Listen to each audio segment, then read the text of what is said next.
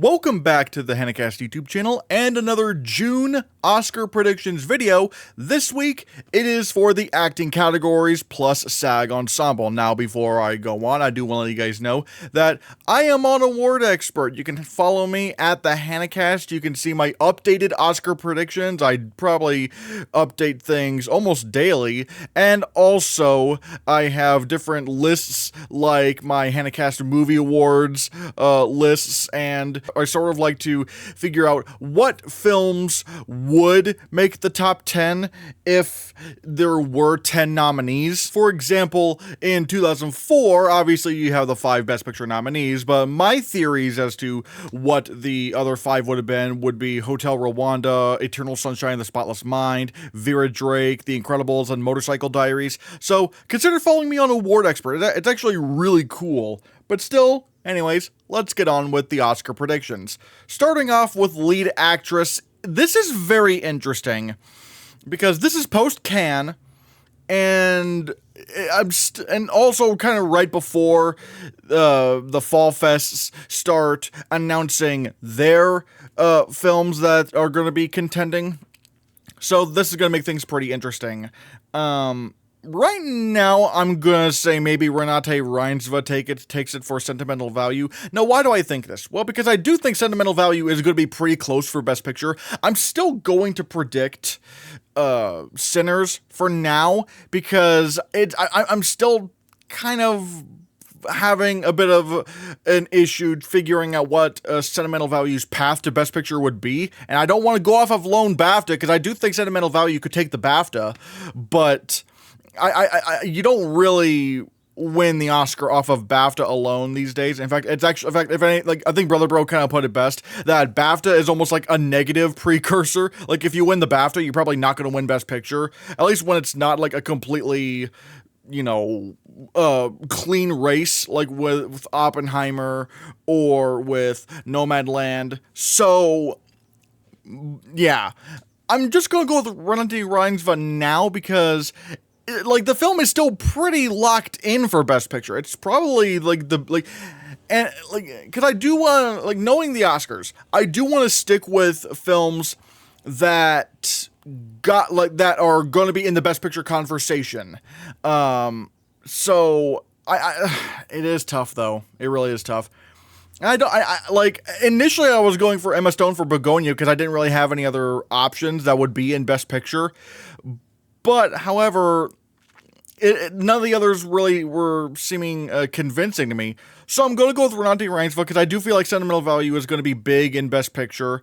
And with Emma Stone, it's like she has already won her second Oscar this soon. I don't think they're going to do it. But again, I don't really think Renate Reinsve is going to win lead actress. But again, it's just for me, the path is really hard to find right now.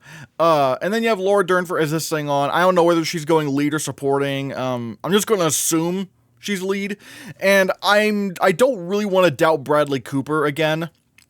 So I'm just going to, for now, say that Is This Thing On is going to be a Best Picture film, and she could get in.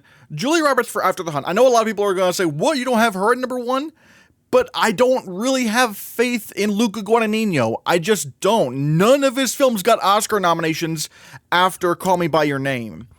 And I just don't, I think it's just a kind of a hard case to make, and if I don't think the film's in Best Picture, then I certainly don't think Julie Roberts is going to win. Now people are going to say, well, what about, we just had Kieran Culkin for A Real Pain. It's like, yes, but also that film was very close to getting Best Picture. You could make an argument it was like number 11, maybe. It was either Sing Sing or A Real Pain. But it was close. It got close. And same thing with Brendan Fraser for The Whale. The Whale got really, really close to Best Picture. It got PGA. It got, Hong Chow in there.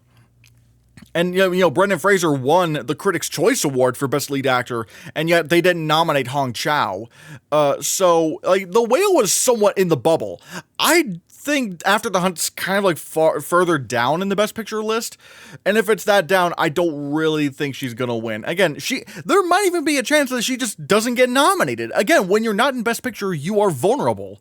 So that's kind of my take right now, and Amy Adams for At the Sea. This is interesting because the director is pretty acclaimed. So I'm wondering maybe if she can get in. But there is, but again, when you're not in Best Picture, you're not safe. So who knows? Emma Mackey for Ella McKay is also very tempting because Ella McKay could definitely become a contender because, and again, look what 20th Century Fox did. They took Ella McKay from the fall and put it in December, and it shows that they have a lot of faith in that film. I'm very curious to see if this gets announced at TIFF. I mean, it's probably going to be announced for TIFF. What am I kidding? This is TIFF bait easily. But, however, again, it's tough. Like, I should put Emma Mackey at number 5, but I don't know, Amy Adams, she hasn't really been nominated for in a while, but maybe that could be a reason not to predict her. So I don't know. I don't really know what to do. Jessie Buckley for Hamnet. Again, I've been very skeptical of this film. I need to see a trailer, but obviously it's like, I don't know what to make of Chloe Zhao post Nomadland.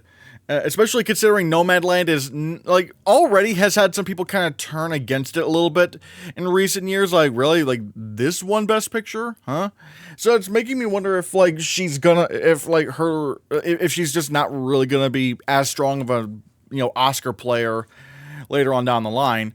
Amanda Seyfried for Ann Lee. You know why I've been very hesitant on Ann Lee? It's because The Brutalist is the only film that Mona Fastvold and Brady Corbet have done that's gotten any kind of Oscar attention, and even then, it performed very badly with the Guilds. It didn't win, if I'm not mistaken, it did not win a single Guild award. It even lost Art Directors Guild period film to Nosferatu. And it won 3 Oscars, sure, but everyone thought Brady Corbet was going to win Best Director until DGA happened. And it's like, what? So if that's if that's the kind of film that can underperform with that level of acclaim, I need to see what Ann Lee's going to be like. I need to see what that's going to be like. Tessa Thompson for Hedda. Again, I don't know. I feel like I really do want to see a trailer for this. Cynthia Erivo for Wicked for Good. And I know that one person in the comments is going to start complaining that, well, you have Wicked this low again. Yes, I know. You've been saying it in all the comments. I get it. I don't. But it's like, again, I'm concerned. From what I understand, people are at best divided on the second act of Wicked. And if it's divisive like that, I'm going to back off on Wicked a bit until I see strong reviews. If it has very strong reviews, then I'll put it back in and say, all right, yep, it was a Best Picture. It's a Best Picture film all this time. But considering people are divided on the second act of Wicked, it makes me very concerned. I don't know. Angelina Jolie for Couture. Oh wait, no, this is the director that was very acclaimed, not the Amy Adams one. I mean, obviously, I don't think the director of At the Sea is badly acclaimed. I think I got the two mixed up, but as long as the film, I don't know. Again, not in Best Picture, so inherently weak, so I just don't know. There's not really a lot of strong contenders as of right now, because I did take out some films, I'm trying to think of what I did take out. You'll probably see that Jennifer Lawrence for Die My Love is very low, but that is because it did not win a single award at Cannes, and already people are saying it's, good, but not that strong. Or at the very least, it's not Oscar-friendly at all. So, I'm not going to bet on Die My Love. I just can't. So I don't know. Angelina Jolie for Couture. We'll have to see. Maybe. Greta Lee for Late Fame. I just don't know how strong Late Fame is going to be. So, I'm just kind of I don't know.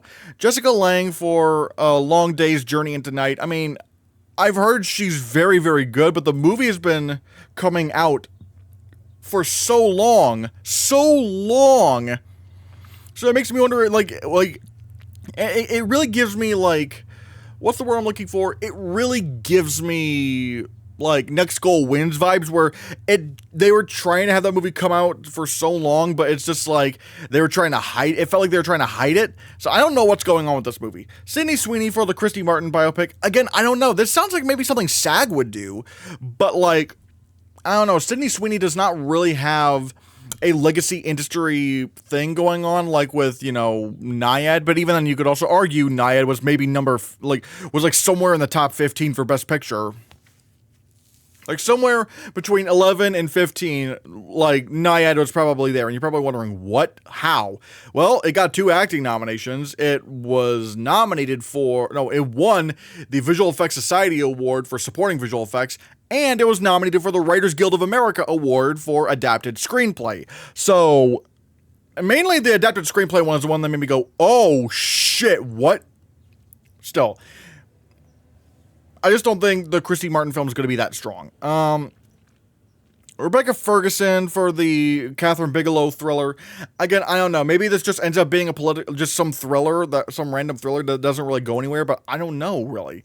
Lucy Liu for Rosemead. I need to see a trailer. I need to see what kind of acclaim this film gets. Cate Blanchett for Father, Mother, Sister, Brother.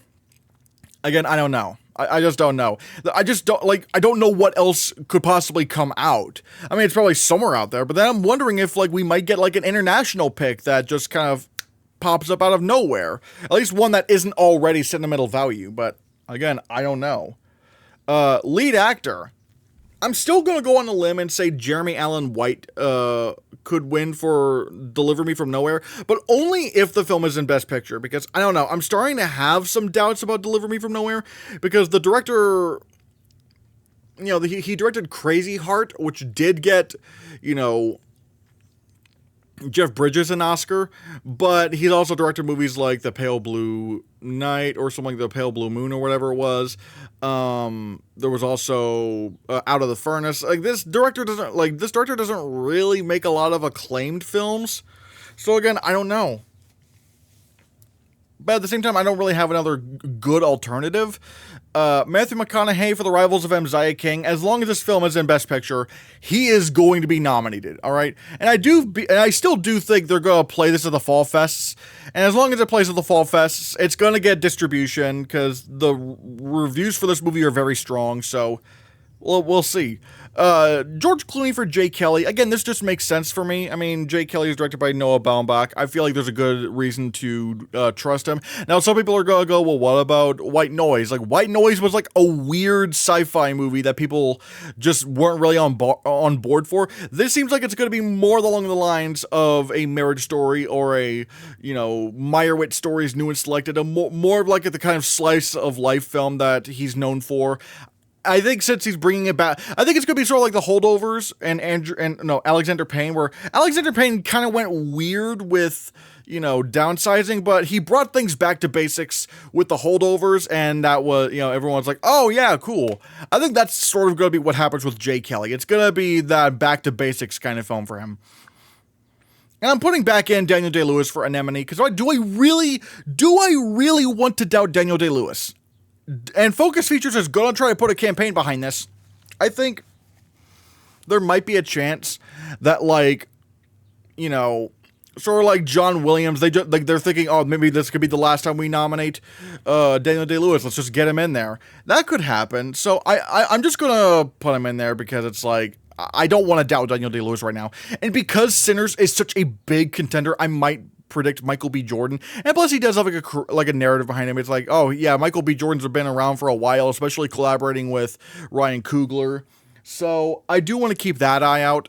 Jesse Plemons for Begonia, maybe. I mean, I'm thinking that's in Best Picture, so perhaps. Will Arnett for Is This Thing On?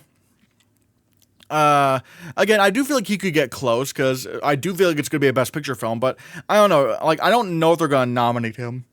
Colin Farrell for The Ballad of a Small Player, maybe. If it's in Best Picture, maybe. But again, I really do need to see a trailer for this. I feel like a trailer is going to give me a really good idea as to what this movie is going to be like. So yeah, Leonardo DiCaprio for One Battle After Another. Sure, maybe. Again, if the film, like, well, no, I already do have the film in Best Picture, but it's like, I don't know. Like, I feel like he still might struggle, because even the couple of Best Picture films he's been in recently, where he's kind of struggled to get that Best Actor nomination with Don't Look Up and, you know, The Killers of the Flower Moon, so I don't know for sure. Tonatia, I don't know if it's Tonatia, I think maybe it's Tonatia. Tonatia for Kiss the Spider-Woman. Ooh. Again, ever since I saw that trailer for Kiss the Spider-Woman, I'm wondering if, like, we've been sleeping on it. Honestly, because Lionsgate could probably put this into TIFF. If they put it at TIFF, I might actually put Spider-Woman back in, but like, no, maybe not back in because I never had it in to begin with. But if they put it in TIFF, I think I may actually put Kiss of the Spider-Woman in Best Picture because the trailer is insanely good. Like the cinematography, it looks like that kind of Oscar bait film that we've been missing this year. The film that just kind of feels like Oscar bait. Oh boy, loud. Like, the cinematography looks fantastic, the production design looks fantastic, the costume design looks fantastic, and the reviews aren't bad. They're not bad reviews. But again, I've always wondered, like, why did they premiere this at Sundance? It just felt like the wrong place. And again, it's not like it got trashed with its reviews. Like, no, they're good. But I do feel like if it premieres at TIFF, the reviews are going to get better. So I feel like if Kiss of the Spider-Woman gets into Best Picture, Tonatia, they could honestly get nominated. And if you don't know, I think it's Tonatia, goes by he, they pronouns. So I do want to put that out there. I don't know if they have specified whether they identify as male or non-binary. So keep that in mind. But still, I like Tonatia. Like, I'm very much looking at, plus people were saying that they are very, very good in the film. So again, I want to keep an eye out for Kiss the Spider-Woman, especially after that trailer. Cause like, then Brendan Fraser for Rental Family. This is probably going to premiere at TIFF. Again, I just don't know what kind of movie we're in for, honestly. Like, I really want to see a trailer for Rental Family to see like what exactly is this film going to be. It is going to be done by, Searchlight, which is interesting. So again, keep an eye out, but I don't know what to make of it. What else is there? Oh yeah, Dwayne Johnson for the Smashing Machine. The trailer did come out. I'm very fascinated by that. I am very curious as to what the reception for that film is going to be like. I think it could be I think it looks like it could be very, or at least pretty palatable. So, and at the very least, I could definitely see Dwayne Johnson getting a SAG nomination for it. And the movie could win makeup, so I want to keep that in mind. Timothy Chalamet for Marty Supreme. I just don't know. The Safdie brothers just don't really make very, palatable audience movies. Now, granted, I'm just saying this right after The Smashing Machine, but I don't know. At least now that we have a trailer for The Smashing Machine, it looks like maybe something audiences could go in for. Whereas with Marty Supreme, I don't know. It looks like it's going to be kind of more traditional Safdie stuff, and I just don't know. Wagner Moura for The Secret Agent. Oh boy, this is especially going to get the Brazilians hyped up. I don't know what to make of this film, what to make of The Secret Agent, because on one hand, Brazil will champion anyone, all right? And it's not just I'm Still Here. This is going to be kind of random, but hear me out. I follow Vincent Martella on Twitch, and if you don't know Vincent Martella, I think you most know him as, the voice of Phineas from Phineas and Ferb. Brazil fucking loves this guy, and, he's so popular, he was, and, people, he's not that well known in the US, even though, granted, he is from the US. He's not even Brazilian. And he was kind of caught off guard by this, but, he's so popular in Brazil that they even had him do, a Burger King commercial there. And even he was like, I don't know, what? This is crazy.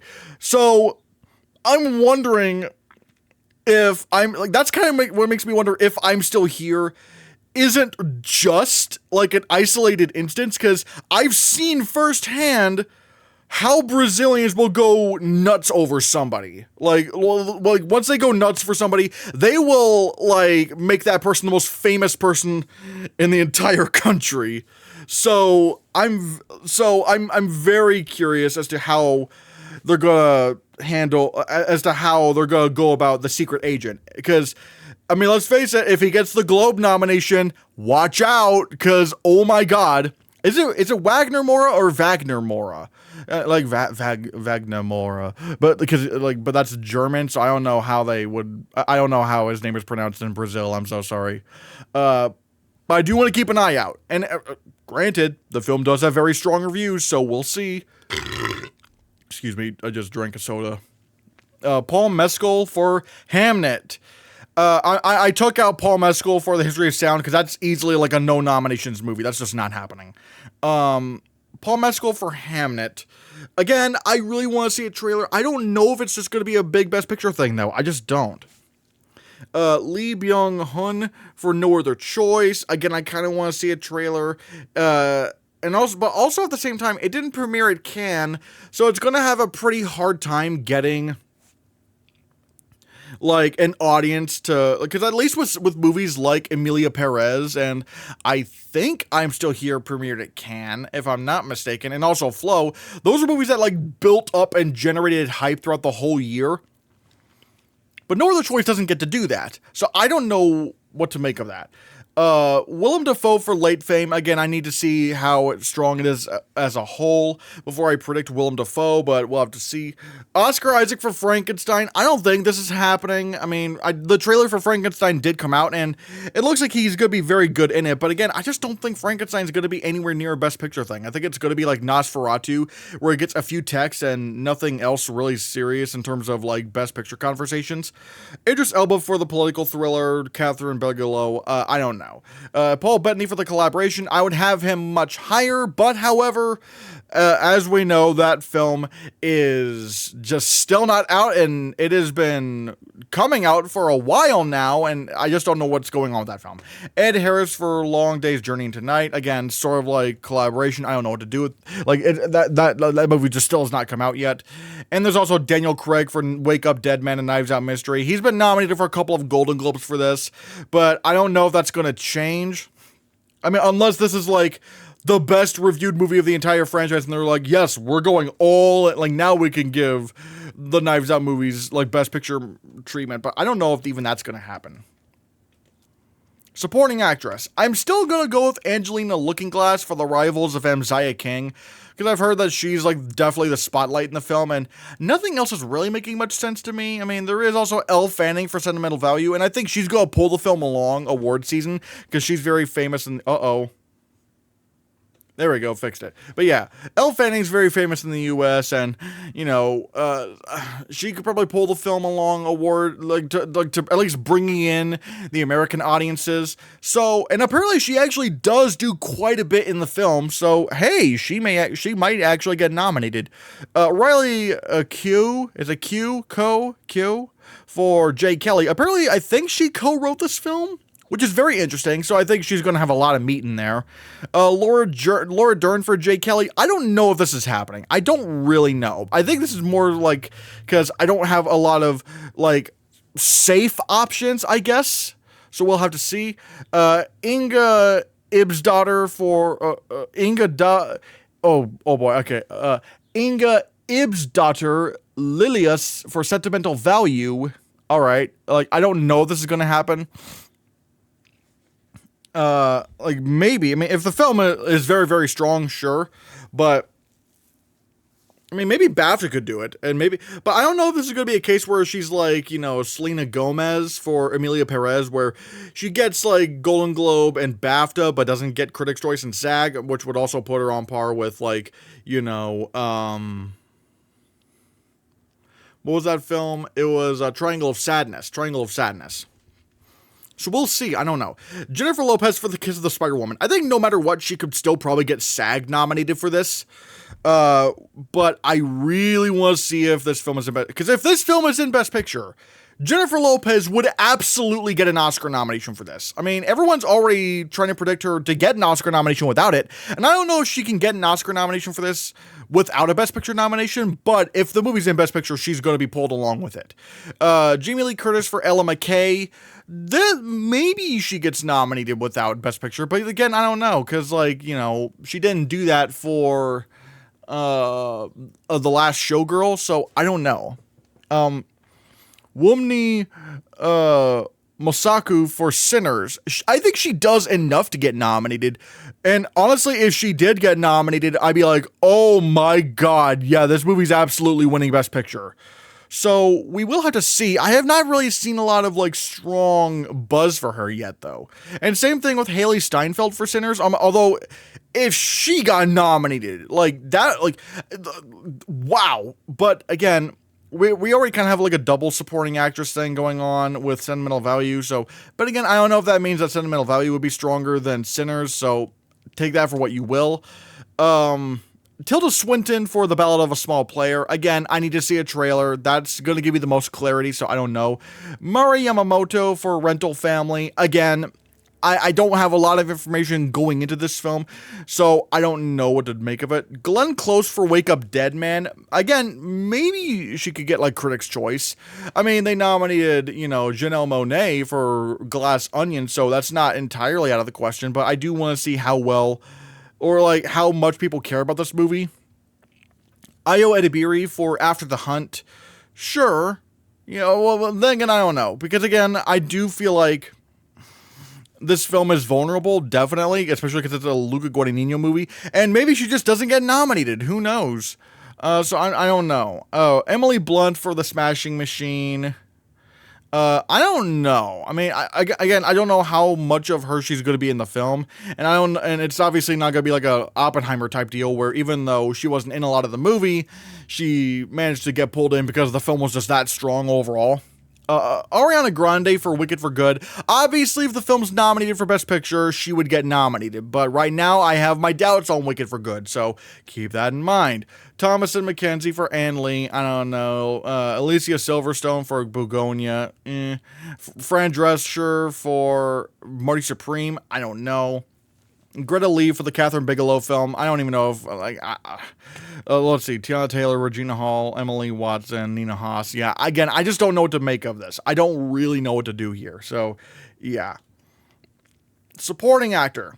We have Adam Sandler for Jay Kelly. Again, from what we're hearing, it's like the film is like very acclaimed, like very well, like very likable, and that Adam Sandler's really, really good in it, and that he could win.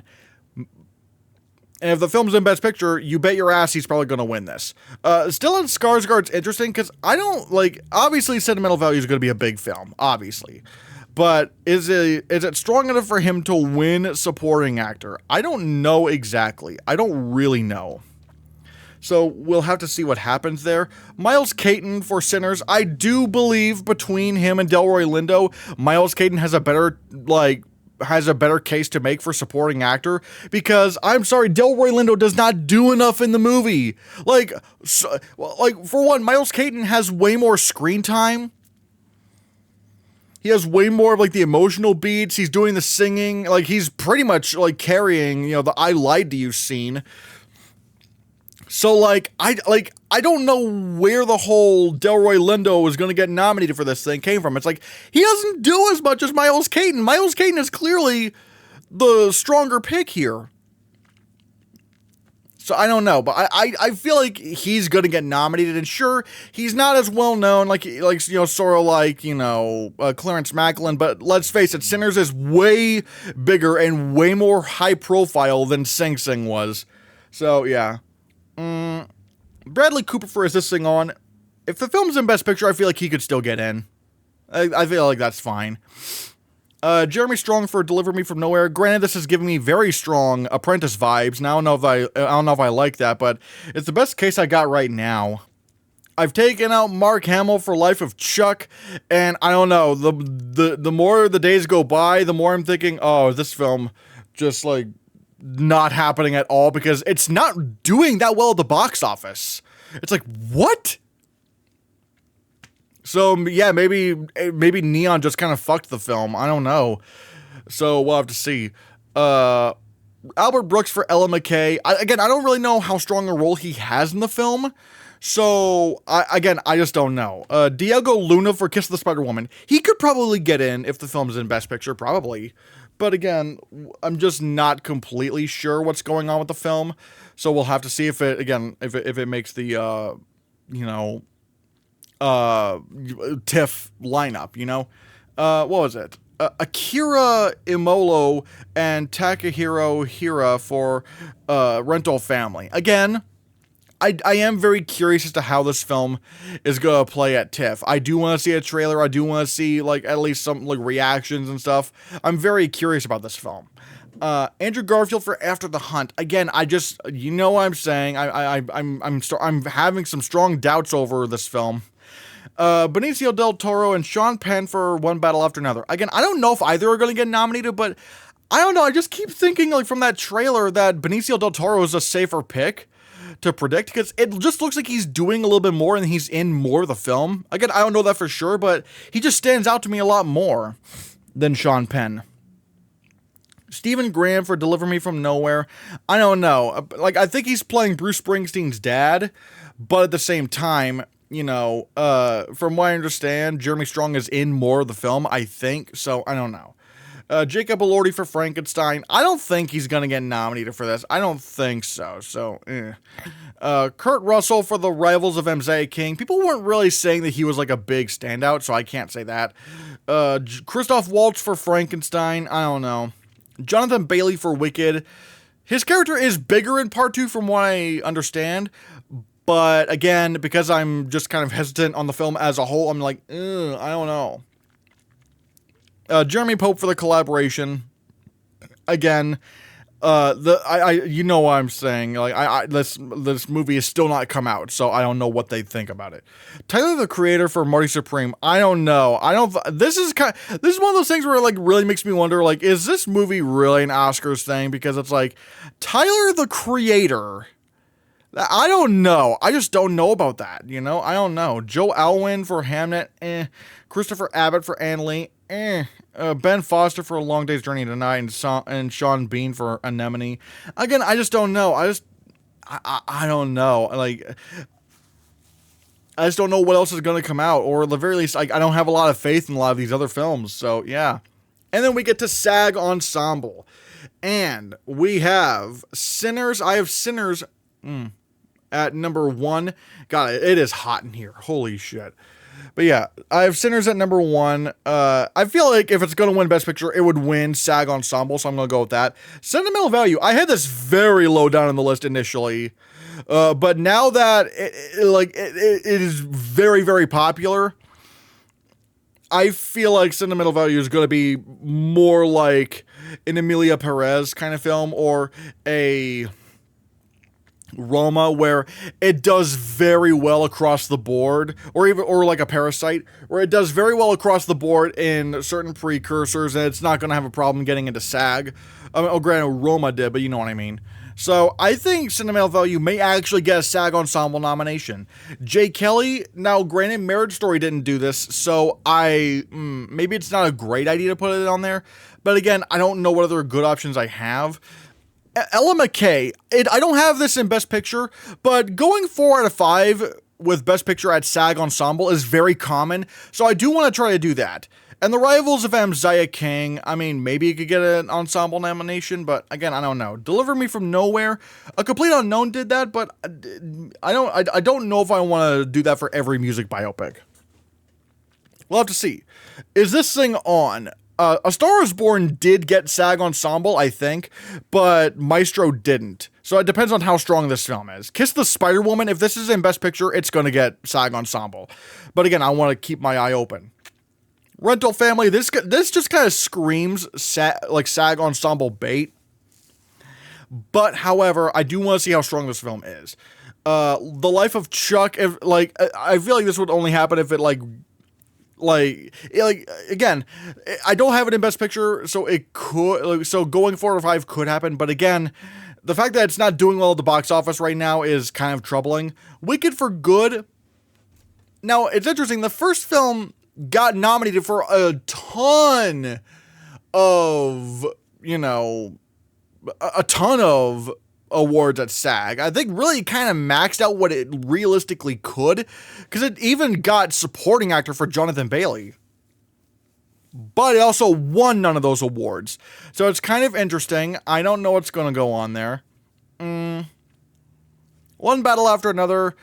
I don't think Paul Thomas Anderson movies get like SAG Ensemble nominations that much, so probably not. The Ballad of a Small Player, again, it depends on how strong of a Best Picture film this is, because like Conclave did win SAG Ensemble, but again, we'll have to see. After the Hunt, no. Marty Supreme, no. Wake Up Dead Man, again, it makes sense why this would get into SAG Ensemble, but the other two Knives Out films didn't. Begonia, the previous two Yorgo Lanthimos films did not get nominated for SAG Ensemble, so I'm not doing Begonia. Smashing Machine, I don't know. Frankenstein, Hamnet, Catherine Bigelow, Annalie. Again, I just don't know what else could come out, so I'm kind of I don't know what to do here. But still, this is kind of what I'm thinking might happen for SAG Ensemble as of right now, but we will have to see.